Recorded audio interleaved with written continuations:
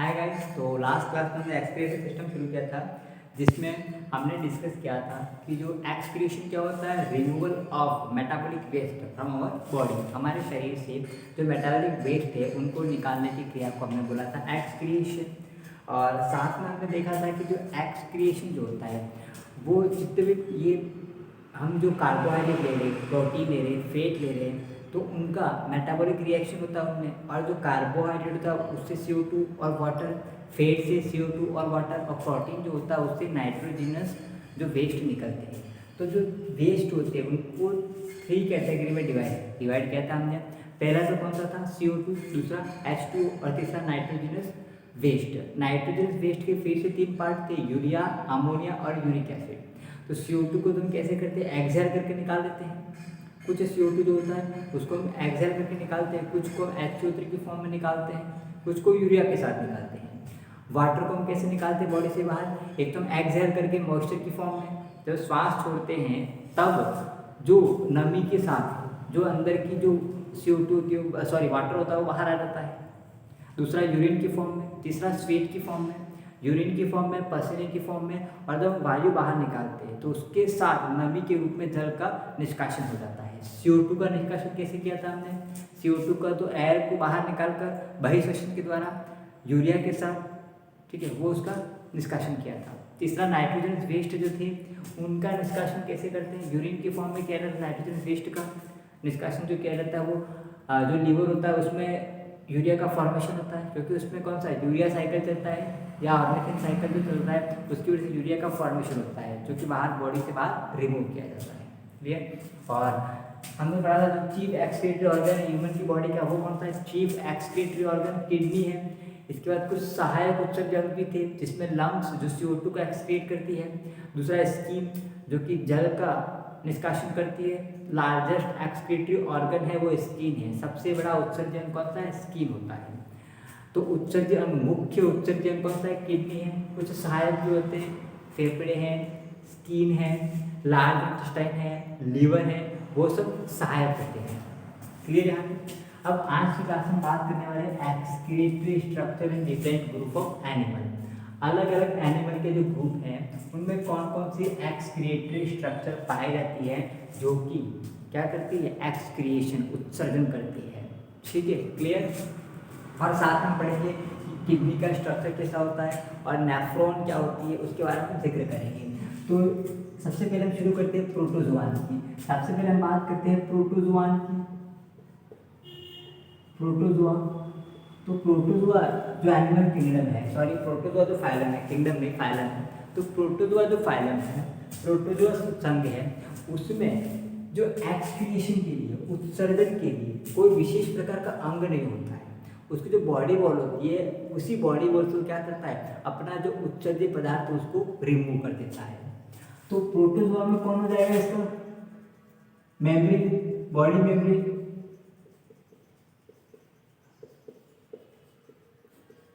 Body membrane, यानी कि जो बॉडी का मेम्ब्रेन होता है उस मेम्ब्रेन से ही वो क्या करता है, उत्सर्जित पदार्थों को शरीर से बाहर निकाल देता है। Clear protozoa. दूसरा जो उसका फाइलम है वो पॉरीफेरा। पॉरीफेरा। प्रोटोजोआ के एग्जांपल की बात करें अपन, तो प्रोटोजोआ के एग्जांपल में अमीबा ले सकते हैं। अमीबा जो होता है वो क्या करता है कि उसका जो सेल मेम्ब्रेन है, उसका जो मेम्ब्रेन है, उस मेम्ब्रेन से ही वो क्या करता है, उत्सर्जित पदार्थों को निष्कासित कर देता है। कोई पर्टिकुलर इंडिविजुअल स्पेसिफिक ऑर्गन नहीं है, कोई विशेष अंग नहीं होता है। पॉलीफेरा की बात करें तो ये भी इनकी जो बॉडी वॉल होती है वहाँ से करते हैं, ये भी बॉडी वॉल, ये अपनी बॉडी वॉल से क्या करते हैं, अपनी बॉडी वॉल से जो एक्सक्रीटरी मटेरियल होता है उसका निष्कासन करते हैं। अगर पॉलीफेरा की बात करें, इसके अंदर एग्जाम्पल आते हैं स्पंज। और स्पंज आपसे पढ़ा था कैनाल सिस्टम होता है, कैनाल सिस्टम होता है जिसमें क्या होता है, ऑस्टिया से वाटर एंटर करता है और ऑस्कुलम से बाहर निकलता है। ऑस्टिया, ऑस्कुलम और पूरा अंदर कैनाल सिस्टम होता है स्पंज में। तो समझ रहे हो, उसकी जो बॉडी की जो बॉल है उसी बॉल से वो क्या करता है, एक्सक्रीटरी मटेरियल को रिलीज करता है। जैसे कि हम स्किन से करते हैं ना, वैसे ही अपनी बॉडी बॉल से वो क्या करता है, जो उत्सर्जित पदार्थ उनका निष्कासन कर देता है अपनी बॉडी बॉल से। क्लियर। तो पॉलीफेरा बॉडी बॉल से करता है। तीसरा जो आता है वो आता है सिलेंट्रेटा। सिलेंट्रेटा अगर हम सिलेंड्रिटा की बात करें तो सिलेंड्रिटा का उत्सर्जन जो होता है वो भी किससे होता है, बॉडी वॉल से होता है। ये भी बॉडी वॉल से एक्सक्रिएशन करते हैं, यानी कि उत्सर्जन करते हैं बॉडी वॉल से। सिलेंड्रिटा, प्रोटोजोआ पॉलीफेरा सिलेंड्रिटा। सिलेंड्रिटा की अगर हम बात करें, सिलेंड्रिटा के बाद आते हैं टेनोफोरा जो कि माइनर है। इसके बाद बात करते हैं प्लैटीहेल्मिन्थेस। प्लैटीहेल्मिन्थेस प्लैटीहेल्मिन्थेस जो होते हैं उसको कौन से एनिमल आते हैं, फ्लैटवर्म आते हैं। प्लैटीहेल्मिन्थेस की बात करें तो प्लैटीहेल्मिन्थेस की बात करते हैं तो प्लैटीहेल्मिन्थेस जो होते हैं उसमें आते हैं फ्लैट वर्म, यानी कि चपटे क्रमी, जो कैसे होते हैं, चपटे होते हैं, जैसे कि फीता क्रमी, वो सब इसमें आते हैं प्लैटीहेल्मिन्थेस में। तो प्लैटीहेल्मिन्थेस में अगर बात करें उत्सर्जन की तो फ्लैम सेल से होता है। किससे होता है, फ्लैम सेल से, यानी कि ज्वाला कोशिकाएं। ज्वाला कोशिकाएं नाम क्यों दिया, क्योंकि ये जलती हुई ज्वाला के समान दिखाई देती है, इसीलिए इनको बोलते हैं फ्लैम सेल, ज्वाला कोशिकाएं। हिंदी में प्लैटीहेल्मिन्थेस। प्लैटीहेल्मिन्थेस के बाद आता है एशहेल्मिन्थेस। एशहेल्मिन्थेस प्लैटीहेल्मिन्थेस के बाद कौन सा आता है, एशहेल्मिन्थेस। एशहेल्मिन्थेस की बात करें अपन तो इसमें जो एक्सक्रीटरी ऑर्गन होते हैं वो होते हैं रेनेट सेल होती है। रेनेट सेल, रेनेट सेल, और रेनेट सेल जो होती है वो एच शेप्ड होती है। कैसी होती है, एच शेप्ड ये दिखाई देती है, रेनेट सेल जो होती है वो। तो एशहेल्मिन्थेस में कौन सी होती है, एक्सक्रीटरी ऑर्गन की बात करें तो रेनेट सेल होती है, जो कि एक्सक्रीशन करती है, उत्सर्जन करती है। तो प्रोटोजोआ पॉलीफेरा सिलेंड्रिटा प्लैटीहेल्मिन्थेस एस्केन। अब बात करते हैं एनालिडा की। एनालिडा की, तो एनालिडा की बात करें तो जो एनालिड होते हैं उनमें जो उत्सर्जी अंग होते हैं वो होते हैं नेफ्रिडिया। कौन से होते हैं, नेफ्रिडिया। एनालिड में कौन से होते हैं, नेफ्रिडिया। एनालिड के बाद आते हैं आर्थ्रोपोड। आर्थ्रोपोडा, आर्थ्रोपोडा में 3 अलग अलग एक्सक्रीटरी ऑर्गन होते हैं, एक्सक्रीटरी स्ट्रक्चर होती है 3 अलग अलग, जो कि अलग अलग टाइप के एनिमल्स में होती है। अगर हम आर्थ्रोपोडा की बात करें तो इसको एनिमल किंगडम में बात करें तो ये एनिमल किंगडम का, जंतु जगत का सबसे बड़ा फाइलम है, biggest phylum of animal kingdom. कौन सा, ये आर्थ्रोपोडा है, सबसे बड़ा फाइलम है, बहुत ज़्यादा एनिमल आते हैं इसमें। और इसके बात करें तो इसके अंतर्गत 3 एनिमल की कैटेगरी कर सकते हैं। इंसेक्ट, क्योंकि इंसेक्ट में उत्सर्जित संरचना अलग होती है। दूसरे होते हैं क्रस्टेशियन, क्रस्टेशियन, दूसरे होते हैं क्रस्टेशियन, और तीसरी बात करें तो होते हैं एरेक्निड, एरेक्निड। ये 3 कैटेगरी में डिवाइड कर सकते हैं। अगर इंसेक्ट की बात करें तो इंसेक्ट में जो एक्सक्रीटरी स्ट्रक्चर होती है मैल्पिगियन ट्यूब्यूल, मैल्पिगियन ट्यूब्यूल, मैल्पिगियन ट्यूब्यूल्स होती है। इसमें कौन सी होती है, मैल्पिगियन ट्यूब्यूल्स। अगर बात करें क्रस्टेशियन की तो इसमें जो होती है वो ग्रीन ग्लेड होती है, ग्रीन ग्लेड, और इसी ग्रीन ग्लेड को हम बोलते हैं एंटीनरी ग्लेड, एंटीनरी ग्लेड, एंटीनरी ग्लेड, और इसी का तीसरा नाम है प्रीम ग्लेड। ठीक है, तो ग्रीन ग्लेड या एंटीनरी ग्लेड। और एरेक्निड जो होता है इसमें कॉक्सल ग्लैंड के द्वारा होता है, कॉक्सल ग्लैंड के द्वारा उत्सर्जन होता है। ठीक है, एरेक्निड क्या होता है, देखो हम लोग पढ़ते हैं आर्थ्रोपोडा को, इसके सब फाइलम होते हैं, ट्राइलोबाइटा, चाइरिसिलेटा, मैंडिबुलेटा, पैंटोस्टोमेटा, टॉर्टिकोडा, मोनाइकोफोरा। ठीक है, इसके बाद डिप्लोपोडा, चिलोपोडा, ये सारे उसके सब फाइलम वगैरह होते हैं। तो वहाँ पर ये हम बात करें, इंसेक्ट पूरा एक समुदाय है, क्रस्टेशियन पूरा एक समुदाय है, एरेक्निड वो पूरा एक समुदाय है, एक पूरा कम्युनिटी है, उनका नाम है। ठीक है, क्लियर। आर्थ्रोपोडा हो गया। आर्थ्रोपोडा के बाद हम बात करें तो मॉलस्का, मॉलस्का स्नेक है, मॉलस्का, मॉलस्का जो होता है उसकी हम बात करें तो उसमें जो होते हैं वो एक्सक्रिएटरी जो स्ट्रक्चर होते हैं उससे स्ट्रक्चर वो होती है poisonous, organ of poisonous, poisonous scientist के नाम पर, organ of poisonous, organ of poisonous जो होते हैं वो उसमें एक्सक्रीटरी स्ट्रक्चर होती है। इसमें मॉलस्का की बात करें तो ऑर्गन ऑफ पॉइजनस, इसको कैबर्स ग्लैंड भी कहते हैं, इसका दूसरा नाम है कैबर्स ग्लैंड, कैबर्स ग्लैंड वो उसका दूसरा नाम है। इसके बाद हम बात करें मॉलस्का की बात, मॉलस्का की बात कौन सा आता है, मॉलस्का के बाद इकाइनोडर्मिट, इकाइनोडर्मिट,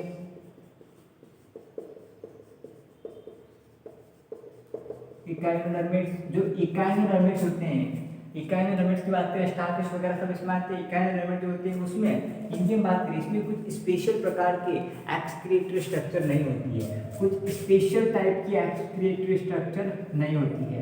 इसमें क्या होती है, ट्यूब फिट होती है जिससे ये लोकोमोशन करती है, ट्यूब फिट होती है, उसी की वॉल से एक्सक्रीशन होता है, ट्यूब फिट की वॉल से एक्सक्रीशन होता है। उसके अलावा कोई अदर स्पेशल एक्सक्रीटरी स्ट्रक्चर नहीं होती है, अदर स्पेशल एक्सक्रीटरी स्ट्रक्चर नहीं होती है इकाइनोडर्मेट में। समझ में आ रही बात। इकाइनोडर्मेट की बात कौन आते हैं, इकाइनोडर्मेट के बाद हेमिकोडेटा, हेमिकोडेटा की बात करिए, हेमिकोडेटा, हेमिकोडेटा जो होती है उसमें एक्सक्रीटरी जो स्ट्रक्चर होती है प्रोबोसिस ग्लैंड, प्रोबोसिस ग्लैंड वो उसका एक्सक्रीटरी स्ट्रक्चर है। प्रोबोसिस ग्लैंड किसमें, हेमिकोडेटा में। हेमिकोडेटा की अगर हम बात करें, हेमिकोडेटा की बात कौन से आते हैं, यूरोकोडेटा, सेफेलोकोडेटा, वर्टिब्रेट, तीनों की बात कर लेते हैं। यूरोकोडेटा, यूरोकोडेटा, इसका सेफेलोकोडेटा, यूरोकोडेटा, सेफेलोकोडेटा, और तीसरे है वर्टिब्रेट,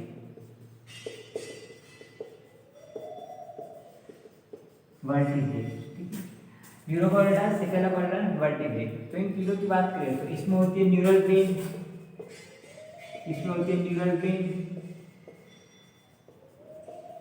अगर हम बात करें सबसे पहले यूरोकोडेटा में, यूरोकोडेटा कौन सी होती है, न्यूरल वेन होती है। और सेफेलोकोडेटा की बात करें इसमें होती है प्रोटोनेफ्रिडिया, प्रोटोनेफ्रिडिया होती है उसमें।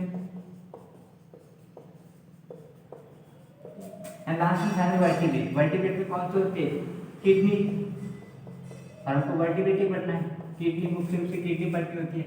तो ये है कंपैरेटिव स्टडी, जितने भी एनिमल ग्रुप्स है उन एनिमल ग्रुप्स में कौन कौन सी एक्सक्रीटरी स्ट्रक्चर होती है वो। क्लियर। तो देखिए प्रोटोजोआ में मेम्ब्रेन, सॉरी सेल में उसकी जो मेम्ब्रेन होगी उससे होगा, पॉलीफेरा में बॉडी वॉल से, सिलेंड्रेटा में बॉडी वॉल से, प्लैटियलमेंथिस में फ्लैंक सेल्स है, एस्केलमेंथिस में रेनेट सेल्स होता है, एनालिड में नेफ्रिडिया होते हैं। आर्थ्रोपोडा में जो एक्सक्रीटरी स्ट्रक्चर है वो कौन कौन से, मैल्पिगिन ट्यूब्यूल्स है, ग्रीन ग्लैंड है, कॉक्सल ग्लैंड है। इसमें मैल्पिगिन ट्यूब्यूल से कॉल करेगा इंसेक्ट, ग्रीन ग्लैंड से क्रस्टेशियन, और कॉक्सल ग्लैंड से एराक्निड जो होते हैं वो एराक्निडा जो कम्युनिटी पूरा वो।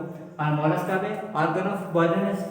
इकाइनोडर्मेट में बात करें तो कोई स्पेशल स्ट्रक्चर नहीं होती है, जो उसके ट्यूब फिट होते हैं उस ट्यूब फिट की मेम्ब्रेन से वो क्या करते हैं, एक्सक्रीशन कर देते हैं, उत्सर्जित पदार्थों को शरीर से बाहर निकाल देते हैं। हेमिकोडेटा की बात करें, हेमिकोडेटा में प्रोबोसिस ग्लैंड होती है। फिर यूरोकोडेटा और सेफेलोकोडेटा, इनकी हम बात करें तो न्यूरल ग्लैंड और प्रोटोनेफ्रिडिया, और वर्टिब्रेट को होती है किडनी। वर्टिब्रेट यानी कि वो एनिमल जिनमें जो उनका नोटोकोड है वो वर्टिबल कॉलम में चेंज हो जाता है उसको हम बोलते हैं वर्टिब्रेट। और इनवर्टिब्रेट यानी कि वर्टिबल कॉलम जो होता है, सॉरी नोटोकोड वर्टिबल कॉलम में चेंज नहीं हुआ। ये नोटोकोड है, सपोज जितने भी कॉर्डेट है उसमें नोटोकोड होती है, तो कॉर्डेट प्रेजेंट, कॉर्डेट किसको बोलेंगे, नोटोकोड है तो कॉर्डेट, और नोटोकोड बैकबोन में यानी कि वर्टिबल कॉलम में चेंज हो गई तो उसको हम बोलते हैं वर्टिब्रेट। और वो नोटोकोड वर्टिबल कॉलम में चेंज नहीं हुई तो इनवर्टिब्रेट, और नोटोकोड है ही नहीं तो नॉन कॉर्डेट। क्लियर है आंसर। तो ये थी, ये हमने क्या पढ़ा, excretory structure in different group of animal. अब हमको क्या पढ़ना है, किडनी, किडनी की स्ट्रक्चर और किडनी के बारे में पढ़ना है। तो चलिए शुरू करते हैं। अब हम बात करते हैं किडनी की। तो टोटल फाइलम की बात करें, प्रोटोजोआ जो होते हैं, प्रोटोजोआ जो होते हैं उसमें किससे द्वारा होता है, केवल उसकी मेम्ब्रेन से होता है। पॉलीफेरा की बात करें तो बॉडी वॉल से, सिलेंड्रेटा की बात करें तो उसमें बॉडी वॉल से, प्लैटियलमेंथिस में फ्लैम सेल्स होता है, एस्केलमेंथिस में रेनेट सेल्स है, एनालिडा में नेफ्रिडिया से, आर्थ्रोपोडा में 3 है, मैल्पिगिन ट्यूब्यूल, ग्रीन ग्लैंड, और तीसरी कौन सी, कॉक्सल ग्लैंड होता है। क्लियर। तो अब हम बात करेंगे किडनी की स्ट्रक्चर, किडनी कैसे होती है दिखने में, उसकी स्ट्रक्चर की हम चर्चा करेंगे, किडनी की स्ट्रक्चर।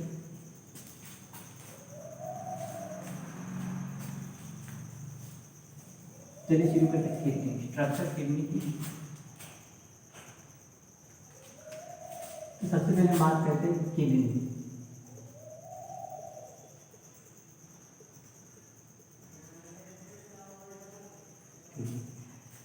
तो सबसे पहले कुछ जनरल इन्फॉर्मेशन, इसकी पोजीशन वगैरह, तो इसकी स्थिति कहाँ तक होती है। पोजीशन की बात करें तो ये कहाँ पर होती है, जो हमारा वर्टिकल कॉलम है उसमें जो सर्वाइकल थोरेसिक, सर्वाइकल 7 होते हैं, थोरेसिक कितने होते हैं 12 होते हैं, तो लास्ट वाला थोरेसिक है।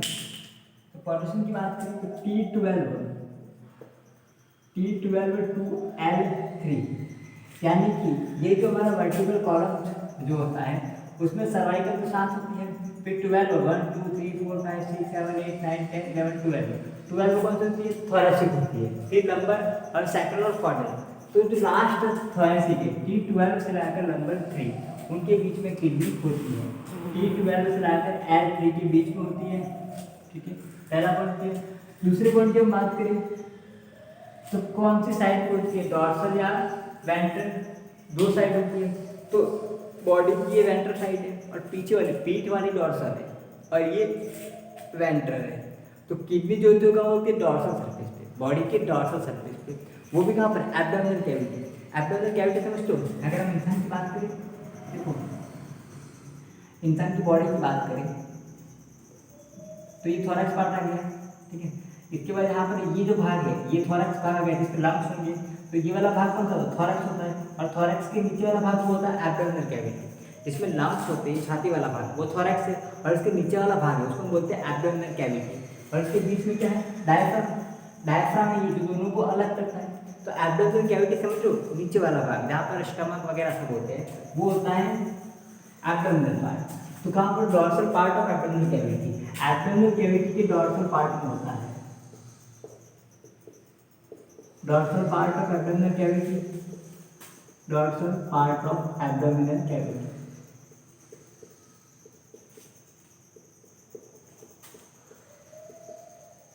एब्डोमिनल कैविटी, जो एब्डोमिनल कैविटी उसके डॉर्सल पार्ट में ये प्रेजेंट होती है, किडनी जो होती है, कहाँ से कहाँ तक, T12 से L3, थोरैसिक 12 से लेकर L3 तक होती है, और कहाँ पर, एब्डोमिनल कैविटी के डॉर्सल पार्ट यानी कि पीठ की तरफ होती है, एब्डोमिनल कैविटी में पीठ की तरफ होती है, क्लियर। इसके बाद जो फ्लोएटिंग रिब्स होती है, इसके बारे में जिक्र कर चुके हैं अपन स्केलेटल सिस्टम में, जो फ्लोएटिंग रिब्स होती है वो फ्लोएटिंग रिब्स क्या करती है, इनके प्रोटेक्ट करती है, इनको सुरक्षा प्रदान करती है।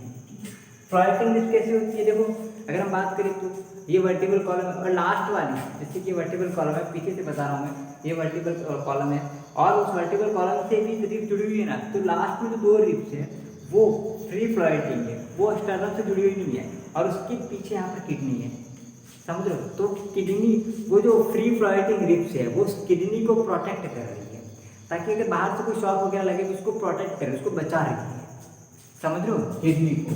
तो ये फ्लोएटिंग रिब्स होती है वो किडनी को बचाती है।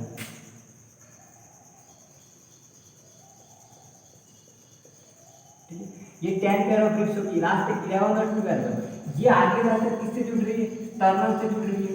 तो 10 पेयर ऑफ रिब्स है वो आगे जाकर किससे जुड़ती है, स्टर्नम से जुड़ती है, लेकिन लास्ट के 2 पेयर ऑफ रिब्स है, दो इधर और दो इधर, ये जो होती है वो फ्लोएटिंग रिब्स होती है, फ्री फ्लोएटिंग, यानी कि ये आगे स्टर्नम से जुड़ती नहीं है, तो इसकी उस तरफ किडनीज होती है, यानी कि इसको क्या कर रही है, प्रोटेक्ट कर रही है, क्लियर क्लियर। चलिए आगे, अब नेक्स्ट बात करते हैं। तो अब दूसरा का शेप की बात करें, शेप कैसा होता है, तो ये बीन शेप की होती है, सेम के फली के जैसी होती है, बीन शेप की होती है।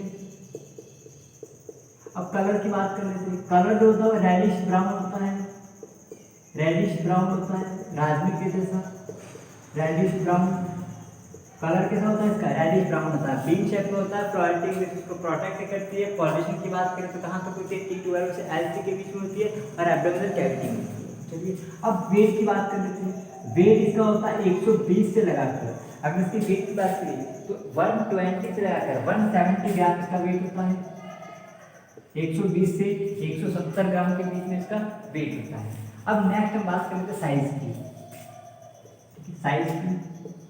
साइज का थोड़ा जिक्र कर देते हैं, ठीक है। अगर हम साइज की बात करें, साइज के लिए आप याद रखना कैसे,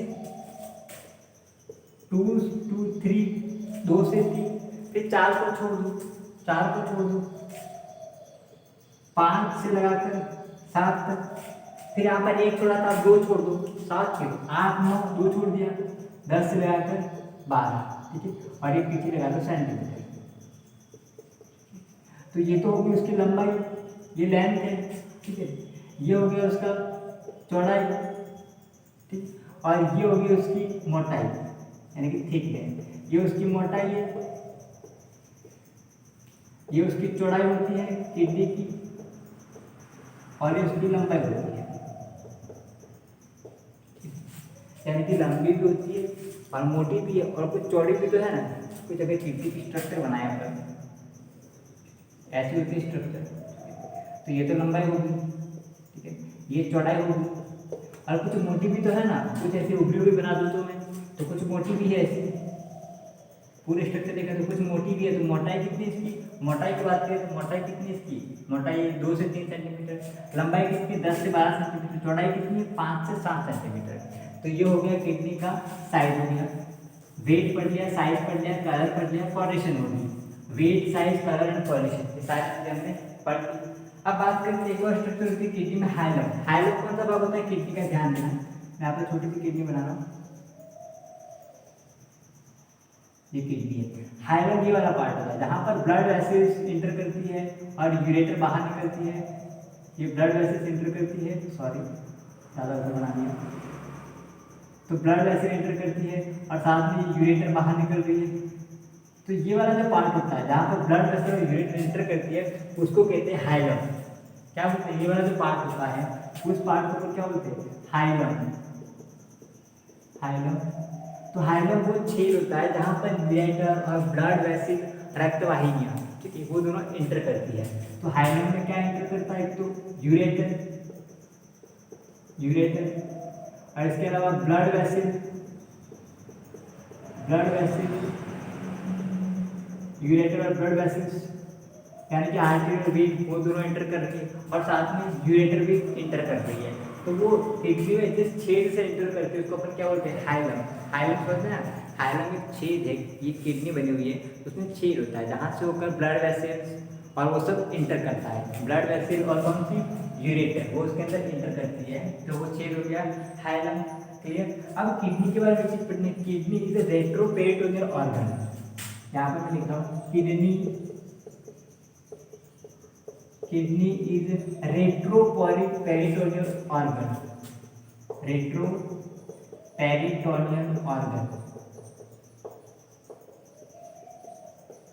देखो इसका क्या मतलब होता है, किडनी कैसा ऑर्गन है, रेट्रोपेरिटोनियल ऑर्गन है। इसका मतलब ये होता है कि देखो समझना,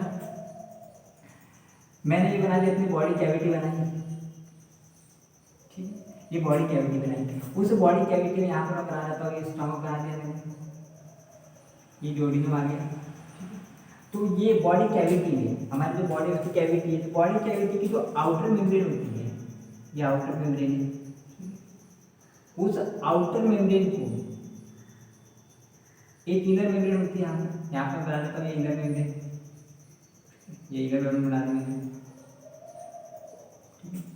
तो जो इनर मेम्ब्रेन होती है उसको बोलते हैं विसरल पेरिटोनियम, उसको अपन क्या बोलते हैं, विसरल पेरिटोनियम, विसरल पेरिटोनियम। और जो आउटर मेम्ब्रेन है ये वाला, उसको अपन बोलते हैं parietal peritoneum, parietal peritoneum, parietal peritoneum, visceral peritoneum, parietal peritoneum. अब किडनी की क्या खासियत है, ध्यान देना, यहाँ पर किडनी है, ये बना देता हूँ मैं किडनी दोनों, यहाँ पर दोनों किडनी 5 होती है, मैं थोड़ा दूर बना दिया, ठीक है, 5 है दोनों किडनी, ये किडनी। तो यहाँ पर जो पैराइटल पेरिटोनियम है वो किडनी को ऐसे कवर करते हुए निकलती है, समझ लो, किडनी को छोड़ देती है पैराइटल पेरिटोनियम इसके अंदर ऐसे। तो आप देख लो कि पैराइटल पेरिटोनियम के पीछे है किडनी, इसीलिए उसको क्या बोलते हैं, रेट्रोपेरिटोनियल ऑर्गन। समझ में आ रही बात, ये कौन सी है, पैराइटल पेरिटोनियम है और ये विसरल पेरिटोनियम है। तो जो पैराइटल पेरिटोनियम होती है वो किडनी को कवर करके उसको पीछे छोड़ देती है, इसका मतलब रेट्रो, रेट्रो का मतलब पीछे, पुराना। तो रेट्रो यानी कि समझ मेरी बात को, रेट्रो यानी कि पीछे और पुराना होता है। तो जो किडनी होती है वो पैराइटल पेरिटोनियम के पीछे होती है, पैराइटल पेरिटोनियम के पीछे होती है, इसलिए क्या बोलते हैं, रेट्रोपेरिटोनियल ऑर्गन। ये किडनी हो गया, तो किडनी कैसा ऑर्गन है? रेट्रो पेरिटोनियल ऑर्गन है। इट मीन कि वो पैराइटल पेरिटोनियम के पीछे होती है, ठीक है। ये विसरल पेरिटोनियम है। समझ में आ गई बात? ये थी किडनी की जनरल इन्फॉर्मेशन। पहला तो पार्टीशन की बात करते हैं, T12 से L3 के बीच में होती है। Dorsal part of abdominal cavity, जो एब्डोमिनल कैविटी है उसके डॉर्सल पार्ट पर पेट की ओर होती है। T12 और L3 के बीच में होती है। क्लियर? इसकी जो फ्लोरेटिंग रिब्स होती है, जो पसल या फ्लोरेटिंग रिब्स है, वो उसको प्रोटेक्ट करती है। नेक्स्ट पॉइंट, बीन शेप की होती है, रेडिश ब्राउन कलर की होती है। वेट 120 से 170 ग्राम होता है। साइज कैसे याद रखिए? 2 से 3, फिर 4 को छोड़ दो, 5 से 7, फिर 8 9 को छोड़ देना, 10 से 12। ठीक है। लंबाई चौड़ाई और मोटाई, लंबाई चौड़ाई और मोटाई नीचे से ऊपर से याद रखिए। क्लियर हो गया? फिर किडनी कैसा ऑर्गन है? रेट्रो पेरिटोनियल ऑर्गन है। रेट्रो पेरिटोनियल ऑर्गन का मतलब क्या होता है कि जो पैराइटल पेरिटोनियम होती है वो किडनी को कवर करती है। जनरली क्या होता है, जो ऑर्गन उनको विसरल पेरिटोनियम कवर करती है। यहाँ पर कौन कवर कर रहा है उसको? Parietal peritoneum. यानी कि किडनी जो है वो पैराइटल पेरिटोनियम के बाहर है, पैराइटल पेरिटोनियम के पीछे है, इसलिए इसको बोलते हैं रेट्रो पेरिटोनियल ऑर्गन। क्लियर है? अब बात करते हैं इंटरनल स्ट्रक्चर ऑफ किडनी। अब किडनी का एक इंटरनल स्ट्रक्चर देख लीजिए अपन। चलिए, internal structure of kidney.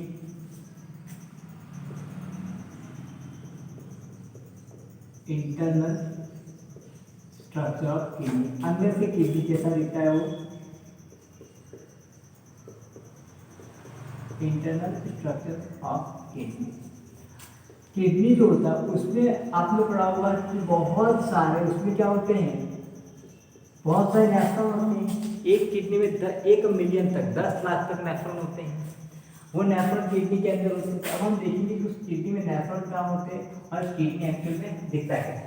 Clear? चलिए शुरू करते हैं किडनी का स्ट्रक्चर। एक बड़ा सा किडनी बना लेते हैं अपन यहाँ पे।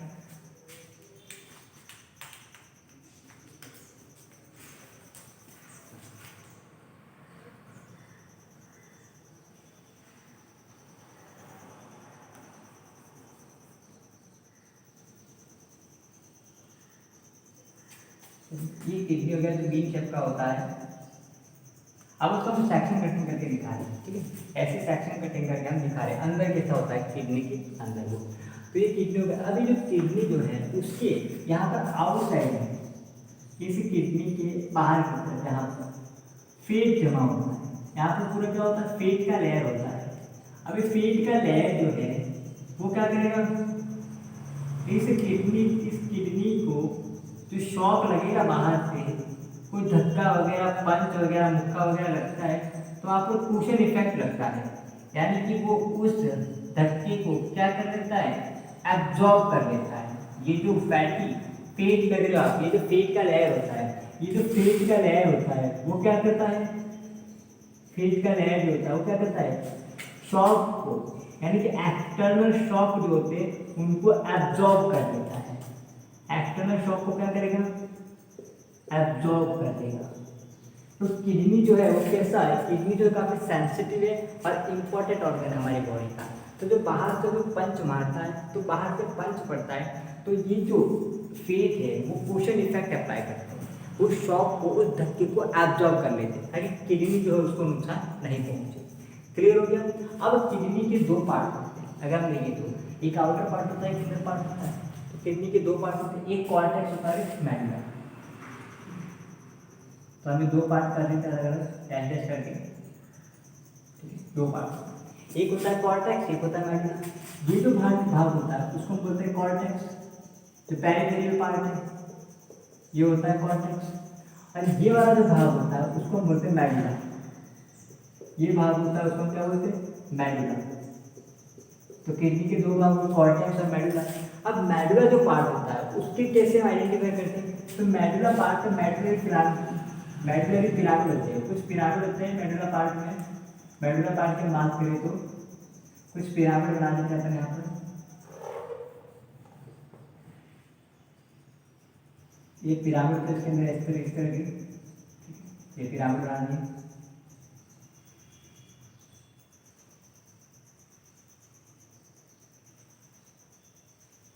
एक पिरामिड की संख्या 15 से 20 होती है।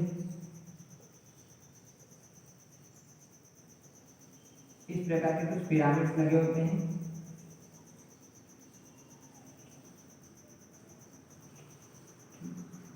ये पिरामिड होते हैं। तो ये वाला जो भाग है पिरामिड के अंदर वाला भाग, उसको हमने क्या बोला था, ये जो भाग पिरामिड है इसको हमने बोला था मेडुला। अब हम उस तरफ लिख देते हैं, स्ट्रक्चरल प्रॉब्लम क्रिएट करेगा ये। तो मेडुला को मैं इस तरफ लिख देता हूँ। चलिए मेडुला में यहाँ लिख देता हूँ, ठीक है। ये जो पार्ट है अंदर वाला पार्ट, ये वाला वो मेडुला है, ये मेडुला हो गया। अब मेडुला वाले पार्ट आप देख रहे हैं, पिरामिड जैसे स्ट्रक्चर दिख रही है, वो मेडुला पार्ट है और इनको हम बोलते हैं मेडुलरी पिरामिड। इसको आप क्या बोलते हैं, medullary pyramid. Medullary pyramid, medullary pyramid.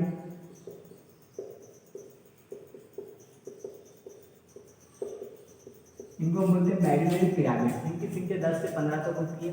अब ये मेडुलरी पिरामिड जो होता है, उससे मेडुलरी पिरामिड के बीच बीच में ये जो कॉर्टेक्स पार्ट होता है वो मेडुलरी पिरामिड के बीच में आ जाता है।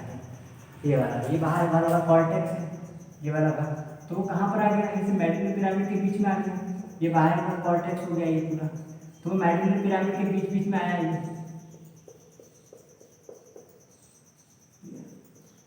ये रहा, इसके बीच बीच में आ गया ये।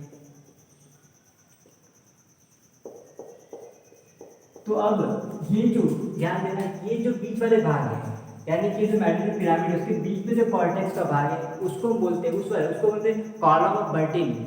कॉलम ऑफ बर्टीनी बोलते हैं उसको, कॉलम ऑफ बर्टीनी। बर्टीनी साइंटिस्ट के नाम पर उसको दिया गया है। तो ये जो स्ट्रक्चर उसको क्या बोलते हैं, कॉलम ऑफ बर्टीनी। ये जो बीच वाले भाग है उसको मैं उसको यहाँ पर लिख देता हूँ, कॉलम ऑफ बर्टीनी। यहाँ पर column of बर्टीनी, column of बर्टीनी। Column of बर्टीनी कौन सा भाग है समझ पा रहे हो, मेडुला के बीच का भाग है। मेडुलर पिरामिड है उसके बीच का वो भाग जहाँ पर क्या हो, कॉर्टेक्स हो, उनके बीच का भाग जहाँ पर कॉर्टेक्स को कॉलम ऑफ बर्टीनी या फिर रीनल कॉलम बोलते हैं। कॉलम ऑफ बर्टीनी और रीनल कॉलम, ये नाम भी याद रखो, रीनल कॉलम। तो रीनल कॉलम कौन सा पार्ट समझ में आ रही है बात, ये जो मेडुलरी पिरामिड है उसके बीच में कॉर्टेक्स धंसा हुआ है। तो मेडुलरी पिरामिड के बीच में कॉर्टेक्स धंसा हुआ है, उसको हम बोलते हैं कॉलम ऑफ बर्टीनी या फिर हम उसको बोलते हैं रीनल कॉलम। क्लियर। अब ये जो मेडुलरी पिरामिड है उस मेडुलरी पिरामिड से वैसेल्स निकलती है, ठीक है। ये नलिकाएं निकली उससे, ये हर जो मेडुलरी पिरामिड है उससे क्या निकल रही है, नलिकाएं निकल रही है। हर एक मेडुलरी पिरामिड से क्या निकल रही है, नलिकाएं निकल रही है। तो ये मेडुलरी पिरामिड जो होता है वहां से जो नलिकाएं निकलती है उनको बोलते हैं माइनर कैलिक्स। उनको क्या बोलते हैं, माइनर कैलिक्स। उसको क्या बोलोगे, माइनर कैलिक्स। अब ये सारे माइनर कैलिक्स जो होते हैं कंबाइन हो जाते हैं, ये माइनर कैलिक्स कंबाइन हो गई।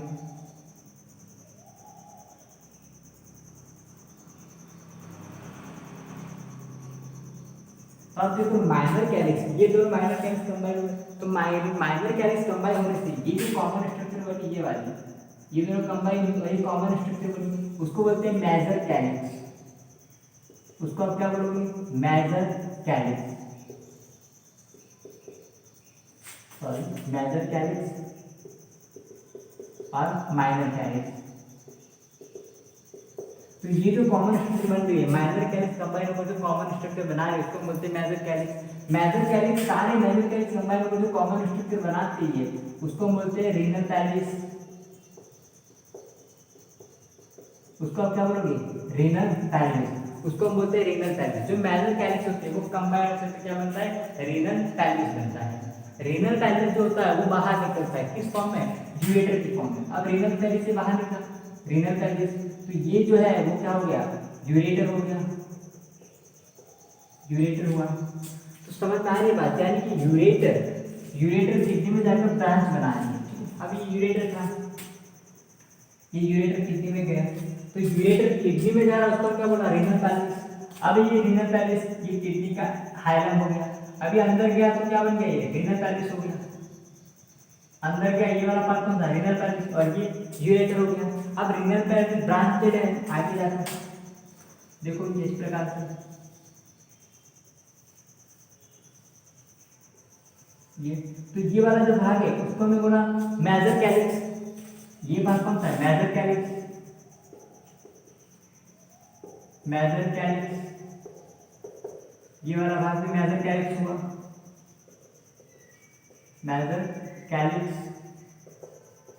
और ये वाला जो भाग है उसको मैं बोला माइनर कैलिक्स, ये कौन सा हुआ, minor calyx.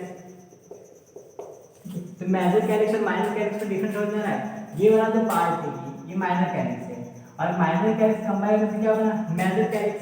Major calyx combine होकर क्या बना, रीनल पैल्विस। ये वाला पार्ट कौन सा है, रीनल पैल्विस का, तो वो बना है रीनल पैल्विस। और रीनल पैल्विस किडनी में किससे बाहर निकल रहा है, यूरेटर के द्वारा, समझ लो। यूरेटर अंदर गया तो renal pelvis, renal pelvis branch हुआ, मेजर कैलिक्स में डिवाइड हुआ, माइनर कैलिक्स में।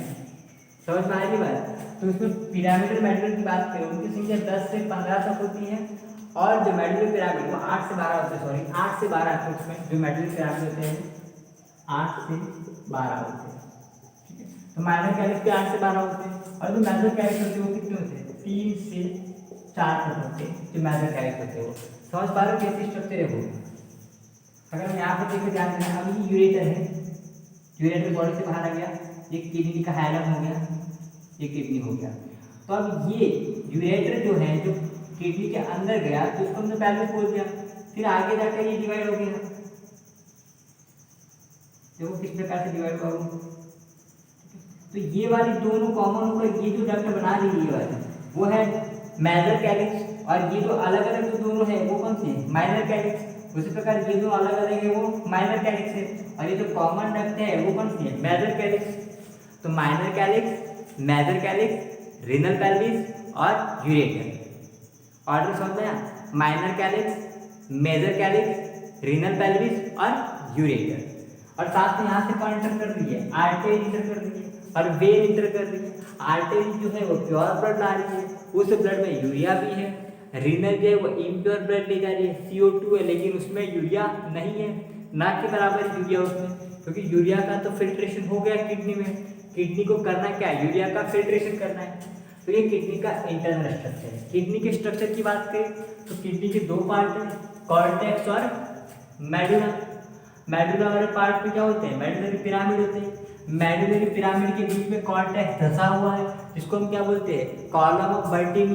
क्या बोलते हैं, कॉलम ऑफ बर्टिनी या रेनल कॉलम बोलते हैं। अब जो ये पिरामिड है उसकी बेसल पार्ट में एक एक डक्ट निकली होती है, क्योंकि इसी में ये जो मेडुलरी पिरामिड है उसी में यूरिन का फॉर्मेशन होता है, मूत्र का निर्माण होता है। तो मूत्र का निर्माण हो तो मूत्र को कलेक्ट किया जाएगा, तो कहाँ पर आएगा, माइनर कैलिक्स में। माइनर कैलिक्स कंबाइन होकर बनाते हैं मेजर कैलिक्स। सारी मेजर कैलिक्स कंबाइन होकर एक कॉमन डक्ट बनाती है, जिसको बोला renal pelvis. Renal pelvis kidney से बाहर निकलती है, किस फॉर्म में, यूरेटर की फॉर्म में। और नीचे आ गया यूरिथ्रा, और सॉरी ब्लैडर आ गया, ब्लैडर के नीचे urethra. As it is structure इस तरफ की किडनी के लिए हो जाएगा। किडनी जो होता है उनके नंबर्स की चर्चा कर रहे हैं, पर नंबर में कितनी होती है, दो जोड़ी होती, सॉरी दो होते, वन पेयर, वन पेयर होता है, यानी कि दो किडनी होती है। उसमें तो राइट किडनी थोड़ी नीचे होती है, लेफ्ट किडनी थोड़ी ऊपर होती है। रीजन क्या है, क्योंकि राइट किडनी की जस्ट ऊपर लीवर होता है, तो लीवर की वजह से राइट किडनी थोड़ी नीचे होती है, लेफ्ट किडनी जो होती है थोड़ी ऊपर होती है। क्लियर। तो ये था किडनी का इंटरनल स्ट्रक्चर, किडनी की पोजीशन, इंटरनल स्ट्रक्चर समझ में आई बात। बाहरी भाग कॉर्टेक्स, आंतरिक भाग मेडुला। मेडुला में क्या होते हैं, मेडुलरी पिरामिड होते हैं। मेडुलरी पिरामिड के बीच में कॉर्टेक्स धंसा हुआ है, जिसको हम बोलते हैं कॉलम ऑफ बर्टिनी। और जो मेडुला है उससे क्या माइनर कैलिक्स निकलते हैं, माइनर कैलिक्स कंबाइन होकर मेजर कैलिक्स बनाते हैं, मेजर कैलिक्स कंबाइन होकर रीनल पैल्विस बनाती है। रीनल पैल्विस जो होती है वो यूरेटर की फॉर्म में किडनी से बाहर आती है। रीनल फॉर्म में, रीनल पैल्विस यूरेटर की फॉर्म में किडनी से बाहर आती है। और अगर ऐसे जाओ तो यूरेटर, फिर रीनल पैल्विस, फिर मेजर कैलिक्स, फिर माइनर कैलिक्स, और फिर पिरामिड में, मेडुलरी पिरामिड में, वहीं पर नेफ्रॉन है। ठीक है, तो अभी नेक्स्ट वही पढ़ने वाले इंटरनल स्ट्रक्चर ऑफ नेफ्रॉन या फिर position of nephron in kidney. तब बात करते हैं position of nephron in kidney. Position of nephron in kidney. Kidney में जो नेफ्रॉन की पोजीशन होती है उसके बारे में अपन जिक्र करते हैं। तो चलिए बात कर लेते हैं position of nephron in kidney. Position of nephron in kidney.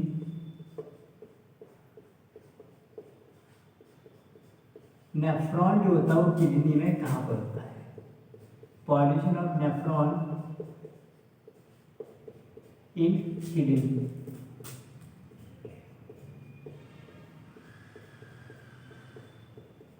तो जो नेफ्रॉन होता है वो किडनी की क्रियात्मक और संरचनात्मक इकाई है। उसी में वर्ग भी उसी में हो रहा है और संरचना वही मिलकर बना रही है। नेफ्रॉन के बाद पे 10 मतलब वही 1 मिलियन, एक किडनी में 10 लाख नेफ्रॉन होते हैं, तो दोनों मिलाकर कितने होते हैं? 20 लाख नेफ्रॉन होते हैं।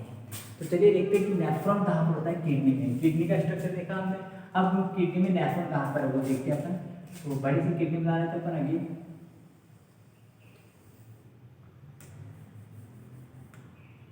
ये हमने बनाया बड़ा सा किडनी का स्ट्रक्चर बना लिया।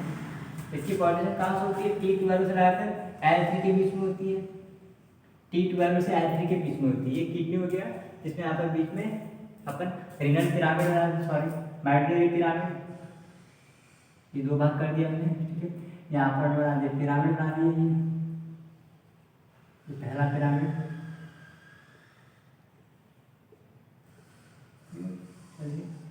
ये दूसरा पिरामिड।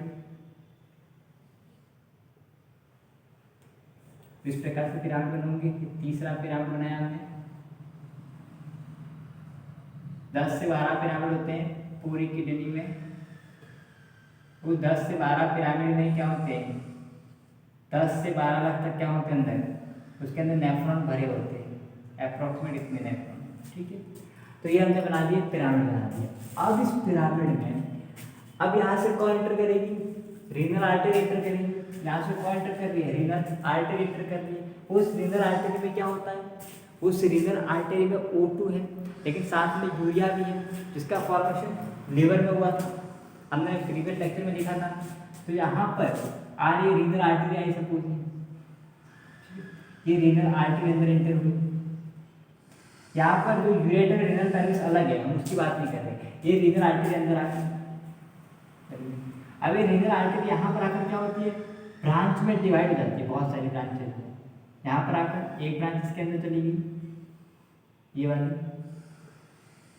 ये ब्रांच इसके अंदर, एक ब्रांच इसके अंदर गई, एक ब्रांच इसके अंदर गई, और एक ब्रांच यहाँ पर गई। यहाँ पर आकर क्या होती है? ये आर्टरी ब्रांच में डिवाइड हो जाती है। अब आगे आने के बाद यहाँ पर ये और ब्रांचेस में डिवाइड हो गई है, क्योंकि यहाँ पर कितने नेफ्रॉन है? हर एक नेफ्रॉन में इस आर्टरी को ले जाना है। तो ये जो रीनल आर्टरी है, इस आर्टरी को हमने क्या बोला? Renal artery, renal artery. तो इस रीनल आर्टरी को हर एक नेफ्रॉन में ले जाना है, इसीलिए रीनल आर्टरी क्या होती है? आर्टरी में डिवाइड हो जाती है। 10 लाख नेफ्रॉन, सोचो कितनी डिवाइड होगी वो। तो ये डिवाइड होकर अब यहाँ पर ये जो मेडुला है वहाँ पर होता है नेफ्रॉन। यहाँ पर बना रहा हूँ नेफ्रॉन, कोशिश करूँगा बड़ा बना पाऊँ, आपको दिखे वहाँ पर। ये नेफ्रॉन है, जिसका ये ऊपर बाउंड कैप्सूल है। मैंने फिर ये पीसीटी बना दिया, और ये लूप ऑफ हैंड बना दिया, और फिर ये डीसीटी बना दिया। ये नेफ्रॉन हो गया। तो अब यहाँ से ये जो आर्टरी आई थी, वो यहाँ पर ये आर्टरी आई, अब इसको बोलते हैं एफरेंट आर्टरी। ये यहाँ पर कैपिलरी बनाती है, उसको हमने ग्लोमेरुलस बोला, और फिर एफरेंट आर्टरी बनाती है। समझना ध्यान से, ये रीनल आर्टरी आई, वो डिवाइड हो गई है। अब ये जो भाग है उसको हमने क्या बोला? Efferent artery, efferent arteriole, efferent arteriole. ये एफरेंट आर्टेरियोल किसमें? ग्लोमेरुलस में क्या करती है? कैपिलरी में डिवाइड हो जाती है। बाउंड कैप्सूल में कैपिलरी में डिवाइड हो जाती है, और उसको हमने बोला ग्लोमेरुलस। ये जो स्ट्रक्चर है उसको बोलते हैं ग्लोमेरुलस, ग्लोमेरुलस। ये जो स्ट्रक्चर है वो कौन सा हो गया? ग्लोमेरुलस।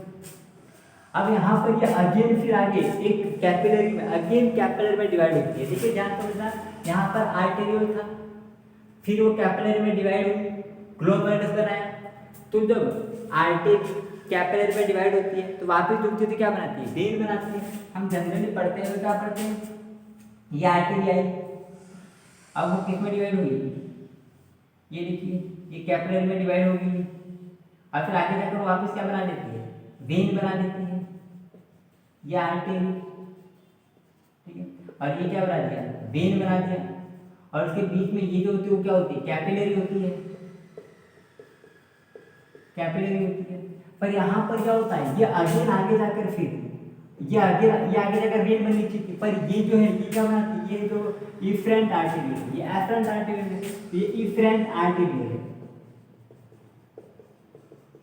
इफरेंट आर्टेरियल, ये वेन नहीं है। अब ये इफरेंट आर्टेरियल आगे जाकर अगेन फिर क्या होती है, ट्यूब्स में डिवाइड हो जाती है, मतलब अगेन कैपिलरी ट्यूब बनाती है और फिर ये बनाती है वेन्यूल, फिर ये बनाएगी वेन्यूल्स। अब ये वेन्यूल जो सारी कंबाइन होती है, बहुत सारे वेन्यूल्स आएंगी, वो सारी वेन्यूल्स कंबाइन होंगी, ठीक है। यहाँ पर कलेक्शन वेक्टर, तो ये हो गया अपना वेन्यूल। तो अब समझना है ये जो यहाँ पर 2 बार कैपिलरी बन गया, अब ये जो ट्यूब होता है वो इसके चारों तरफ होता है, समझ पा रहे हो, नेफ्रॉन के चारों तरफ एक ट्यूब होता है। अब यहाँ पर जो रीनल आर्टरी आई है, उस रीनल आर्टरी में क्या क्या कंपोनेंट है, उस रीनल आर्टरी में 2 कंपोनेंट है, एक तो उसमें O2 है, इस रीनल आर्टरी में क्या है, O2 एक, तो इसके अलावा इस रीनल आर्टरी में क्या O2 के अलावा यूरिया है, क्योंकि किडनी में क्यों आया है, किडनी में क्या काम है, फिल्ट्रेशन, यूरिया को फिल्टर करना। ये यूरिया का फॉर्मेशन कहाँ हुआ था, लीवर में, याद कीजिए लीवर में इसका फॉर्मेशन हुआ था, हमने पढ़ा था प्रीवियस लेक्चर में। तो अब ये जो रीनल आर्टरी आई है आगे जाकर डिवाइड होगी और ये एफरेंट आर्टरियल बनाया। एफरेंट आर्टरियल में यहाँ पर जो इसके अंदर यूरिया था वो यूरिया कहाँ पर आ गया, इस ग्लोमेरुलस में आ गया, बॉमन कैप्सूल, ग्लोमेरुलस से छनकर कहाँ पर आ गया, वो बॉमन कैप्सूल में आ गया, समझ पा रहे हो, कहाँ पर आ गया वो, बॉमन कैप्सूल में आ गया। लेकिन वापस यहाँ पर आर्टरियल क्यों बनी, क्योंकि वहाँ पर ये जो पीसीटी है, ये जो पीसीटी है, ये बॉमन कैप्सूल, ये लुकोफेंडी और ये डीसीटी, उनको ऑक्सीजन प्रोवाइड करना तो इसका काम है ना, पर उसने ऑक्सीजन प्रोवाइड की नहीं है, इसीलिए वो क्या करती है, फिर अगेन आर्टरियल बनाती है, फिर आगे जाकर वो एक और कैपिलरी का नेटवर्क बनाती है और फिर इसके बाद वो वेन्यूल बनाती है। समझ आ रही बात, एक बार बड़े से स्ट्रक्चर में फिर से देखेंगे इसको, नेफ्रॉन को इंडिविजुअल, पर यहाँ तक समझ में आया। ये जो आर्टरी वो ब्रांचेज यानी कि ब्रांच में डिवाइड हो जाती है, बहुत सारी ब्रांचेज में, 10 लाख अप्रोक्सीमेट क्या होती है यहाँ पर, 10 लाख नेफ्रॉन है, हर एक नेफ्रॉन में जा रही है आर्टरी, तो हर एक नेफ्रॉन में। अब यहाँ पर हम बात करें, इसमें देखो यहाँ पर लीवर था, इसके ऊपर हम बनाते थे लीवर, ये लीवर है, उसी लीवर के अंदर किसका फॉर्मेशन हुआ था, लीवर के अंदर किसका फॉर्मेशन हुआ था, यूरिया का। अब वो यूरिया हेपेटिक वेन में है, अब इस हेपेटिक वेन से वो किस में गया, हेपेटिक वेन से वो किस में गया था, वेना केवा में। वेना केवा से कहाँ पर गया था, याद कीजिए, वेना केवा से कहाँ जाएगा, हार्ट में। ये देखिए हार्ट के पार्ट कर दिए हमने, 4 पार्ट पूरा समझिए। ये कौन सा है, राइट ऑरिकल, और ये राइट वेंट्रिकल, ये लेफ्ट ऑरिकल और ये लेफ्ट वेंट्रिकल। फिर यहाँ से लेफ्ट वेंट्रिकल तो कहाँ पर गया, लंग्स में, जहाँ पर सिर्फ क्या हो रहा है, प्योरिफिकेशन हो रहा है, यानी कि O2 और CO2 का एक्शन हो रहा है। ये आ गया लंग्स में, लंग्स से फिर अगेन वो ब्लड कहाँ पे जा रहा है, लेफ्ट ऑरिकल में, फिर लेफ्ट ऑरिकल से कहाँ आया वो, लेफ्ट वेंट्रिकल में, फिर वो लेफ्ट वेंट्रिकल से बॉडी में जा रहा है, तो लेफ्ट वेंट्रिकल से फिर रीनल आर्टरी में आएगा। ध्यान देना यहाँ पर कहाँ पर आएगा, फिर वो यहाँ पर बात करें तो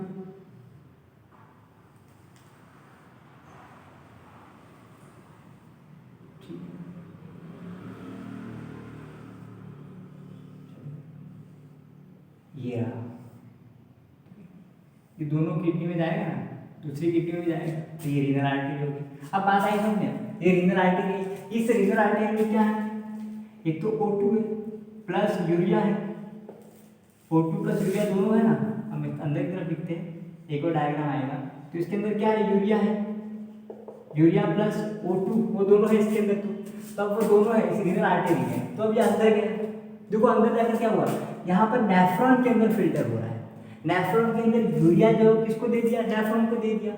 किसको दे दिया, नेफ्रॉन। यहाँ पर फिल्टर हो गया ना, नेफ्रॉन में आ गया।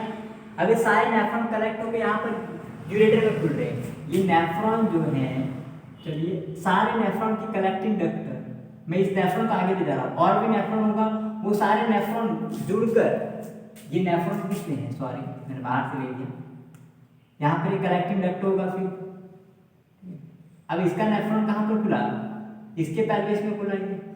इसी प्रकार यहाँ पे इसका नेफ्रॉन कहाँ खुला, यहाँ पर माइनर कैलिक्स में, इसका यहाँ पर इसके माइनर कैलिक्स में, इसका इसके माइनर कैलिक्स में, और इसका इसके माइनर कैलिक्स में।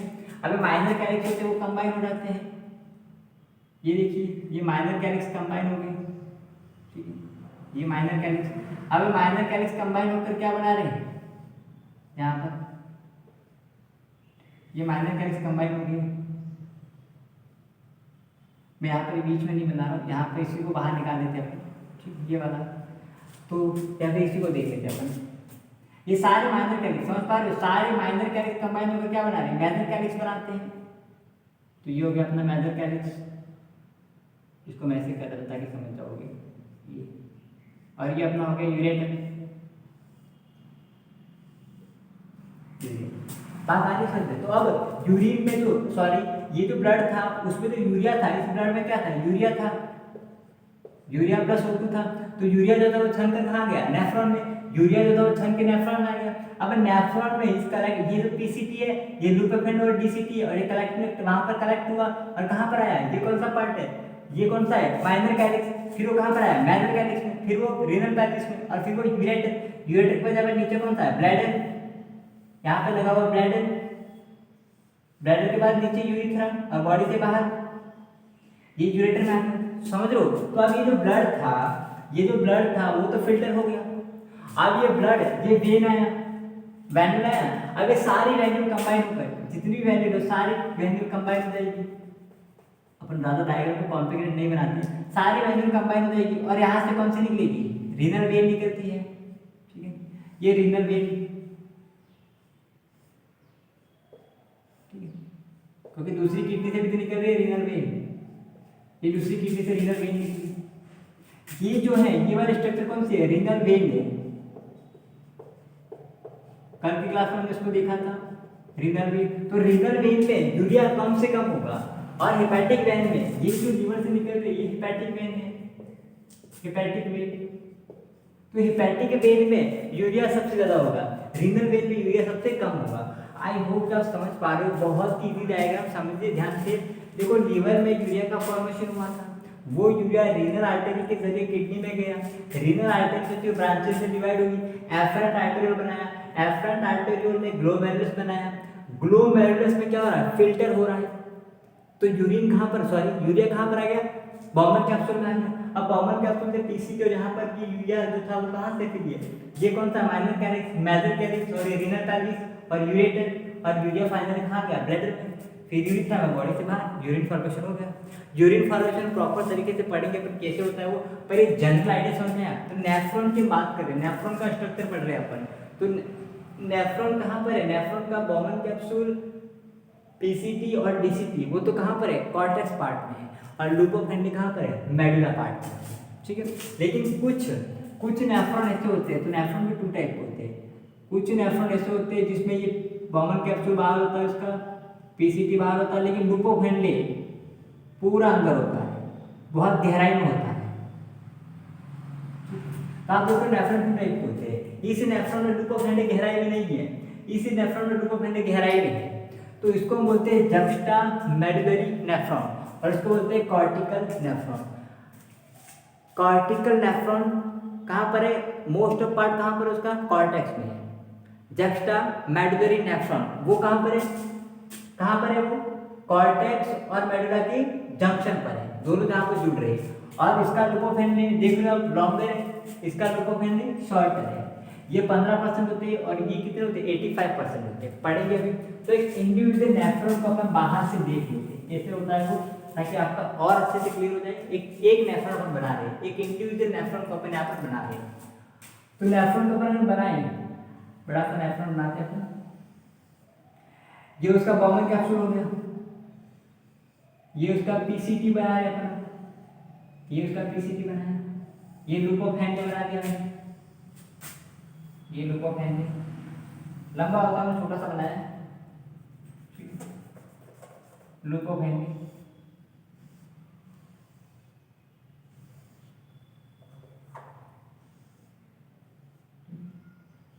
और फिर यहाँ पर आ जाएगा कलेक्टिंग डक्ट आ जाएगा, अगेन ये डीसीटी और फिर कलेक्टिंग डक्ट आ जाएगा।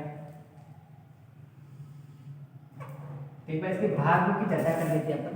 ये जो स्ट्रक्चर है उसको बोलते हैं बॉमन कैप्सूल, ये वाला स्ट्रक्चर है उसको बोलते हैं Bowman capsule, Bowman capsule, Bowman capsule. ये जो स्ट्रक्चर है ये वाले उसको बोलते हैं पीसीटी, पीसीटी यानी कि proximal proximal conjugated conjugated tube, okay PCT. ये जो स्ट्रक्चर है उसको हम बोलते हैं loop of Henry, LOH, loop of Henry, loop of Henry, LOH, loop of Henry बोलते हैं इसको, लूप ऑफ हेनरी। ये जो स्ट्रक्चर है वो क्या डीसीटी, डीसीटी यानी कि डिस्टल कॉन्वोल्यूटेड ट्यूब्यूल, इसको क्या बोलते हैं डिस्टल, डिस्टल कॉन्वोल्यूटेड ट्यूब्यूल यानी कि ट्यूब, डीसीटी बोल रहा है। डीसीटी के बाद आता है collecting duct. Collecting duct nephron का हिस्सा नहीं है, कलेक्टिंग डक्ट नेफ्रॉन का हिस्सा नहीं है। तो नेफ्रॉन के हिस्से कौन कौन से, Bowman capsule, DCT, loop of Henry और डीसीटी, और एक ग्लोमेरुलस। ग्लोमेरुलस भी नेफ्रॉन का पार्ट है क्योंकि उस ग्लोमेरुलस और बॉमन कैप्सूल दोनों को बोलते हैं रीनल कार्पसस बोलते हैं, और ये रीनल ट्यूब्यूल है। तो दो हिस्से रीनल कार्पसस और रीनल ट्यूब्यूल। तो रीनल कार्पसस में ग्लोमेरुलस भी आता है और बॉमन कैप्सूल भी आता है। ठीक है चलिए अब फिल्टर कैसे होता है उसका प्रोसेस देख लेते हैं अपन।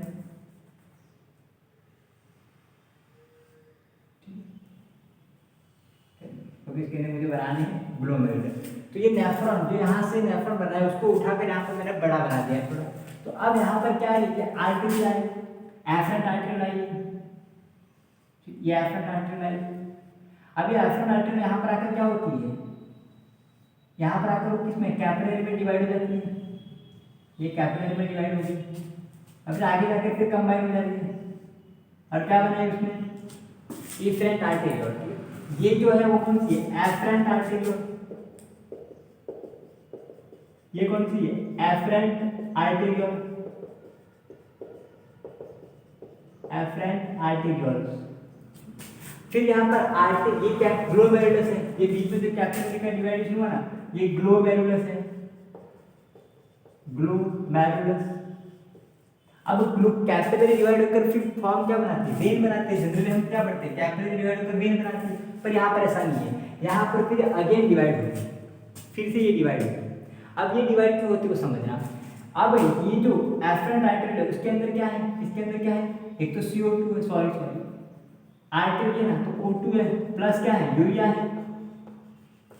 O2 प्लस यूरिया दोनों है इसके अंदर। देखो इसके अंदर क्या क्या है, इसके रीनल आर्टरी में O2 और यूरिया। तो यहाँ पर क्या होगा, यूरिया तो फिल्टर हो जाएगा, यूरिया और वाटर फिल्टर होकर कहाँ गया, बॉमन कैप्सूल में आ गया, ये फिल्टर हो गया। तो यहाँ पर क्या आ गया, यूरिया आ गया प्लस साथ में वाटर भी आ गया, जो कि जरूरी था हमारी बॉडी में, उसका रीअब्जॉर्प्शन करना है फिर।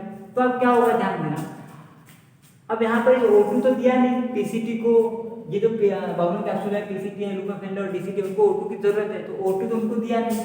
तो फिर क्या करेगा ये, अब ये आगे जाकर एक डायरेक्ट ट्यूबुलर नेटवर्क बनाएगा यहाँ पर आपको वेन बनानी। तो ये आगे जाकर अगेन फिर क्या होगा, अगेन ये आगे नेटवर्क में डिवाइड हो जाएगा।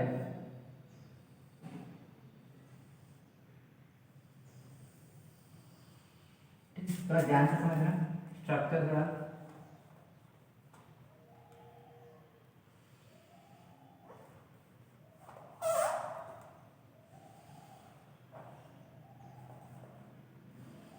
तो ये क्या कर रहे हैं, एक नेटवर्क बना रहा है, एक ट्यूब्यूल्स का नेटवर्क बना देगा, डिस्टल कॉन्वोल्यूटेड ट्यूब ऐसा कहेगा। तो यहाँ पर अब अगेन ये कैपिलरी बना रहा है। अगेन आप देखो यहाँ पर क्या बना रहा है, ये कैपिलरी बना देता है। अगेन यहाँ पर ये कैपिलरी बना दिया उसने। आई होप कि आपको दिख रहा हो। तो ये कैपिलरी का इसके ऊपर नेटवर्क बना रहा है, समझ पा रहे हो? इन ट्यूब्यूल्स के ऊपर कैपिलरी का नेटवर्क बना रहा है। जैसे मैंने बोला था ना, ये नेटवर्क दोबारा बना रहे हैं, उनको बोलते हैं पेरिट्यूबुलर नेटवर्क। ये कैपिलरी का नेटवर्क है, उसको क्या बोलते हैं? Peritubular network. Peritubular network. अब ये पेरिट्यूबुलर जो नेटवर्क होता है वो किसका नेटवर्क है? कैपिलरी का नेटवर्क है। पेरिट्यूबुलर नेटवर्क किसका है? कैपिलरी का। कैपिलरी जो होती है वो कैपिलरी क्या होती है? कैपिलरी ब्रांचेस बना के ये नेटवर्क बना रही है। और ये जो यहाँ पर अभी यहाँ पर बना, ये था वैन्यूल। अभी वैन्यूल्स होती है वो क्या बनाई? वेन बनाई। ये भी वैन्यूल, ये वेन कंबाइन होकर रीनल वैन में खुल रही है। ये वैन्यूल बहुत सारे नेफ्रॉन है ना, तो ऐसे हर नेफ्रॉन पे एक स्ट्रक्चर है। अब यहाँ पर एक और खास बात पढ़नी, वो ये है कि वो कैपिलरी, देखो यहाँ पर कौन सी कैपिलरी? ये कैपिलरी दिख रही है, ये वाली कैपिलरी। एक कैपिलरी देख रहे हो आप, लूप ऑफ हैंडो को कवर कर रही है। एक कैपिलरी ये, ठीक है, ध्यान से देखिए, एक कैपिलरी है, ये एक कैपिलरी लूप ऑफ हैंडो को कवर कर रही है, लूप ऑफ हैंडो को कवर कर रही है। उस कैपिलरी को बोलते हैं, ये जो लूप ऑफ हैंडो का, उसको बोलते हैं जब वासा रेक्टा। इसको क्या बोलोगे? वासा रेक्टा बोलते हैं इसको अपन। यहाँ पर मैं लिख रहा हूँ वासा रेक्टा, ये बड़ा। तो वासा रेक्टा क्या है? वासा रेक्टा। तो वासा रेक्टा क्या है? Peritubular network which are present around the loop of Henle. ठीक है, पेरिट्यूबुलर नेटवर्क है ये, पेरिट्यूबुलर नेटवर्क। कैपिलरी का पेरिट्यूबुलर नेटवर्क है जो कहां पर है? कहां पर है? लूप ऑफ हैंडे के around, around loop of Henle, loop of Henle के चारों तरफ है। उसको आप क्या बोलोगे? वासा रेक्टा। तो ये वासा रेक्टा मैंने क्यों बनाया कि वासा रेक्टा जो होते हैं वो जक्स्टा मेडुलरी नेफ्रॉन में वेल डेवलप होते हैं, जबकि कार्टिकल नेफ्रॉन है वो एब्सेंट होते हैं या लेस डेवलप होते हैं। समझ में आ रही है बात? क्लियर हुआ? ये एक सिंगल नेफ्रॉन का स्ट्रक्चर है जिसमें आप देख रहे हो ये एफरेंट आर्टेरियोल है, अब ये इफरेंट आर्टेरियोल है। ये हो गया अपना efferent arteriole, efferent arteriole.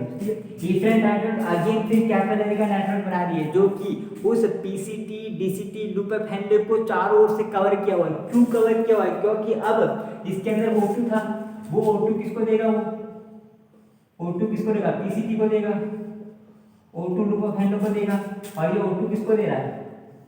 DCT को दे रहा है, क्योंकि उसके अंदर O2 भी था ना। अब O2 दे दिया, वहां से CO2 ले लिया, तब इसके अंदर क्या आ गया? CO2 आ गया। बदले में CO2 नहीं भी तो रहा है उससे। तो ये वाला स्ट्रक्चर सेकंड कैपिलरी बन रही है, ये वाला वो क्यों बन रहा है? ताकि वो O2 को एक्सचेंज कर सके। समझ में आ रही है बात? वो क्या करे? O2 को एक्सचेंज कर सके। ऑक्सीजन का एक्सचेंज यहाँ पर नहीं हुआ था, साथ में जो H2O है उसका रीऑब्जॉर्प्शन भी करना है ना, क्योंकि वाटर में तो छन के आ गया है ना, पानी भी तो छन के आ गया है, और पानी को हम ज़्यादा बाहर यूरिन में निकालते नहीं है, तो पानी को क्या करना है? रीअब्जॉर्ब करना है। तो रीअब्जॉर्ब की जो नेटवर्क है, कैपिलरी का जाल है, जो कि पीसीटी लूप ऑफ हैंडे और डीसीटी के चारों तरफ कैपिलरी का जाल फैला हुआ है, वो उस पानी को पुनरावशोषण करेगा, वापिस उसको अवशोषित करेगा। पहले ब्लड में था पानी, अब पानी बॉमन कैप्सूल में आ गया, बॉमन कैप्सूल से पीसीटी में आएगा, तो फिर क्या किया जाएगा? यहाँ पर कैपिलरी का पूरा नेटवर्क है जो इस पानी को वापिस लेगा। हमको पानी नहीं निकालना है बाहर, पानी तो जरूरी है, तो पानी यूरिन के साथ नहीं निकालना है, तो इस पानी को वापस खींच लिया जाएगा। इसीलिए कैपिलरी का नेटवर्क एक और नेटवर्क होता है जो कि नेफ्रॉन के चारों, सॉरी पीसीटी लूप ऑफ हैंडे और डीसीटी के चारों ओर। समझ रहे हो बात को मेरी? पीसीटी लूप ऑफ हैंडे और डीसीटी उसके चारों ओर नेटवर्क है कैपिलरी ट्यूब का, ताकि वो जल को पुनरावशोषण कर सके। ठीक है, और वो यहाँ पर क्या बनाएगी? वेन्यूल बनाएगी। अब वेन्यूल, ये रही वेन्यूल, अब वेन्यूल आगे जाकर किस पे कंबाइन हो रही है? रीनल वेन में खुल रही है। समझो, ये रीनल वेन में आ गया। क्लियर हुआ? रीनल वेन कहाँ जाएगी? राइट वेंट्रिकल में, फिर राइट वेंट्रिकल, फिर लंग्स में प्योरिफिकेशन होगा, ये वापस किससे जुड़ जाएगी? डॉर्सल एओर्टा से। ये वेना के बाद हेपेटिक वेन, ये वेना के बाद, सॉरी हेपेटिक वेन ये रहा, हेपेटिक ये रहा, ये वेना के बाद है जो हार्ट में जाता है, वेना के बाद। ठीक है, क्लियर हुआ? यहाँ तक क्लियर? आई होप आपको समझ में आ गया होगा। तो नेफ्रॉन की यहाँ पर बात करें, नेफ्रॉन की स्ट्रक्चर उसके बारे में सब अपन जिक्र करें तो नेफ्रॉन जो होता है वो किडनी का क्रियात्मक और संरचनात्मक इकाई है, नेफ्रॉन जो है वो। और नेफ्रॉन की जो संरचना होती है उसमें निम्न भाग होते हैं, एक तो Bowman capsule, TCT, loop of Henle and DCT. Collecting duct इसका पार्ट नहीं है, यहाँ पीछे की तरफ ऐसे ऐसे कलेक्टिंग डक्ट भी होती है जो यूरिन को कलेक्ट करती है इस प्रकार से, ठीक है, ये कलेक्टिंग डक्ट होती है। तो कलेक्टिंग डक्ट जो है, ये कलेक्टिंग डक्ट जो है वो नेफ्रॉन का हिस्सा नहीं है, कलेक्टिंग डक्ट नेफ्रॉन का हिस्सा नहीं है। नेफ्रॉन में कौन कौन आता है, ग्लोमेरुलस नेफ्रॉन का हिस्सा है, बॉमन कैप्सूल, पीसीटी, लुपोफिंडल, डीसीटी। समझ में आई बात? ऐसे कैसे कितने 10